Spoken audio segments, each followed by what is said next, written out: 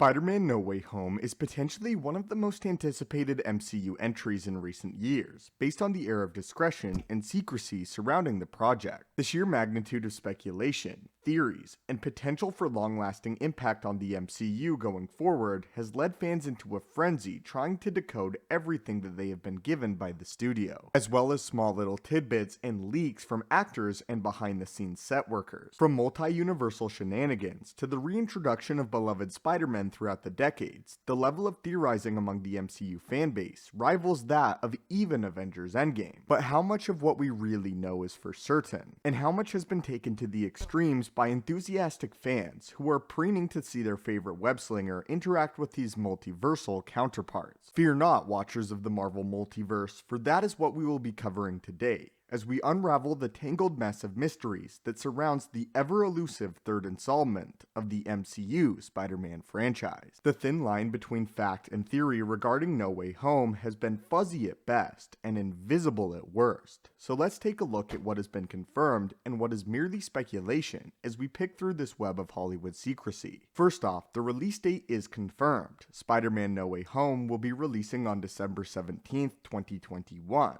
With the mainstays of the prior two entries returning for another round in the MCU. This includes Tom Holland, set to reprise his role as the titular web-slinger alongside Zendaya as Michelle Jones and Jacob Batalon as Ned Leeds. So what else do we know about the cast? We know that Marissa Tomei is confirmed to reprise her role as Aunt May, alongside Tony Revolori as Flash Thompson, and a special guest appearance by Benedict Cumberbatch as Doctor Strange. We also know that John Watts, who directed the first two Spider-Man entries in the MCU, will be returning to direct the third. In addition to this already star-studded cast, perhaps the most peculiar revelations are that Alfred Molina has been confirmed to appear as Doc Ock, and Jamie Foxx is either reprising or rebooting his role as Electro from The Amazing Spider-Man 2. These two castings in particular were the catalysts for the barrage of multiversal theories, going so far as to speculate the return of Andrew Garfield and Tobey Maguire as their respective iterations of Peter Parker. In a now-deleted Instagram post, Jamie Foxx posted what appeared to be live-action Spider-Verse concept art, as well as the information that he quoted, "Wouldn't be blue in this one."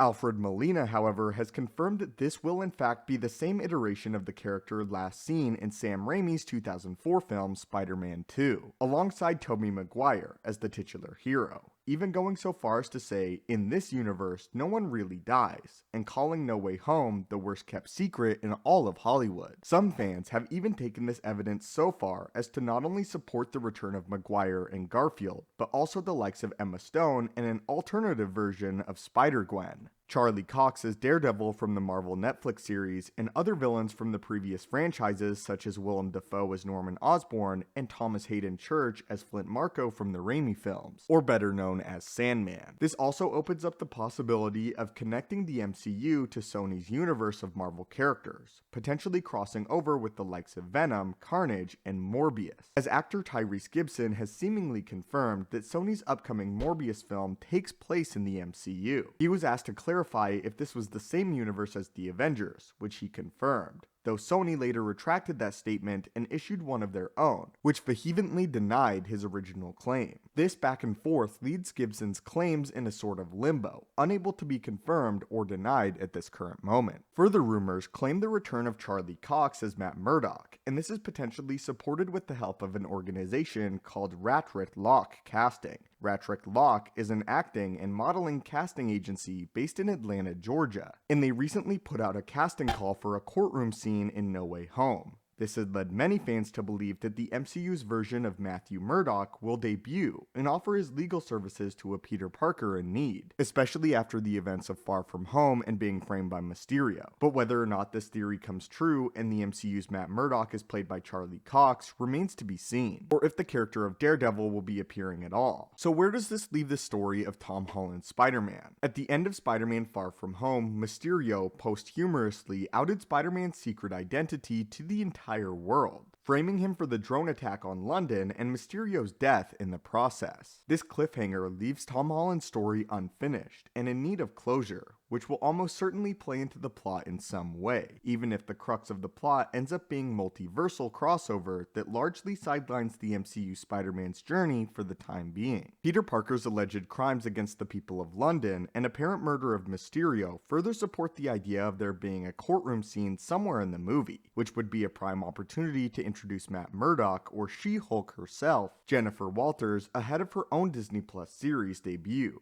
as she is too a talented and respected lawyer in the mainline Marvel Cinematic Universe. With the success of Sony's Spider-Man Into the Spider-Verse and the upcoming release of Doctor Strange in the Multiverse of Madness, the idea of a live-action Spider-Verse starring 3 of the most iconic actors to take on the role seems to be a solid financial bet for Disney as well as Sony. So while it may not be far-fetched as to believe these theories may come to fruition, as of now, they have yet to be officially confirmed by either studio. So this is what we know and believe about Spider-Man No Way Home. But what do we know about the current state of the Marvel Multiverse, and how can that help us decipher what to expect come December? Spoilers for Loki lie ahead. As of episode 2 of Loki, it appears that Lady Loki has bombed the sacred timeline, sending branching timelines askew, and seemingly instigating another multiversal conflict with warring and converging timelines battling each other for dominance. This could be the birth of the multiverse as we know it, and depending on how many of these timelines redline and become irreversible, this could warrant the intervention of our favorite Sorcerer Supreme to explore in his own upcoming film. If Lady Loki sent a timeline askew in 2002, for example, she could have created the Raimiverse, which now runs parallel to the mainline MCU. While this is just speculation, the pieces are falling into place in such a way that Tom Holland may be caught in the middle of the next multiversal war, and explore the carnage with Spider-Man of other timelines, facing off against their foes as well as his own, as they attempt to correct what they can and return to their own respective universes. While this would inarguably be one of the grandest crossover events in recent history if true, the truth remains to be seen in the future of the Marvel Cinematic Universe. But anyway, my friends, what are your thoughts on this? And what are your thoughts on all of the information we currently have about Spider-Man No Way Home? How do you feel about it being a movie that will explore the Marvel Multiverse? And are all the different Spider-Men from all the different realities coming together? As always, my friends, thank you so much for watching the channel. Hit that subscribe button to assemble and join our team, and have a great day.